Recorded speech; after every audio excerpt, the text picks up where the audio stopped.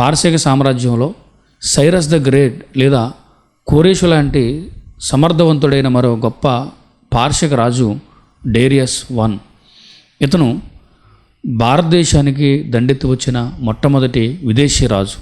అంటే క్రీస్తుపూర్వం 518లో ఈ డేరియస్ I మన దేశానికి దండెత్తి రావడం జరిగింది. ఇతనే మన దేశానికి దండెత్తి వచ్చిన మొట్టమొదటి విదేశీ పాలకుడు. అలానే యెరూషలేములో దేవుని మందిర నిర్మాణానికి సహకరించిన పారసీక రాజుల్లో ఒకడు ఈ డేరియస్ I. ఇతన్ని బైబిల్లో లేదా హెబ్రీ భాషలో దర్యావేషు అని పిలవడం జరిగింది.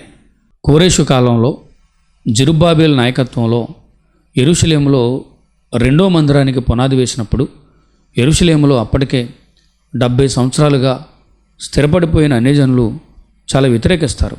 మందిరం పని సుమారుగా 10 సంవత్సరాలు నిలిచిపోతుంది. ఇలాంటి పరిస్థితుల్లో మొదటి డేరియస్ క్రీస్తుపూర్వం 522లో పారసీక సింహాసనాన్ని అధిష్ఠించడం జరిగింది.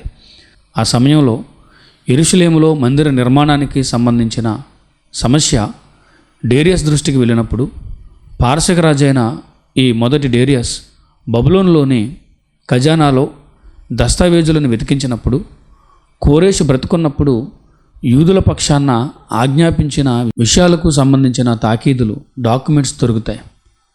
అప్పుడు డేరియస్ ఆ విషయాలను చదివి అధికారులకు తెలియచేసి యెరూషలేములో మందిర నిర్మాణం పూర్తవడానికి గొప్ప సహకారిగా నిలబడ్డాడు.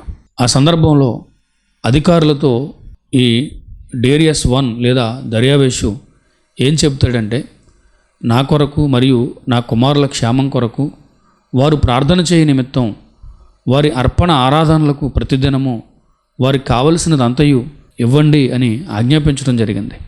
ఈ విధంగా ఈ మొదటి డేరియస్ దేవుని పట్ల గొప్ప విశ్వాసాన్ని చాటుకోవటం కూడా మనం బైబిల్లో చూస్తాం.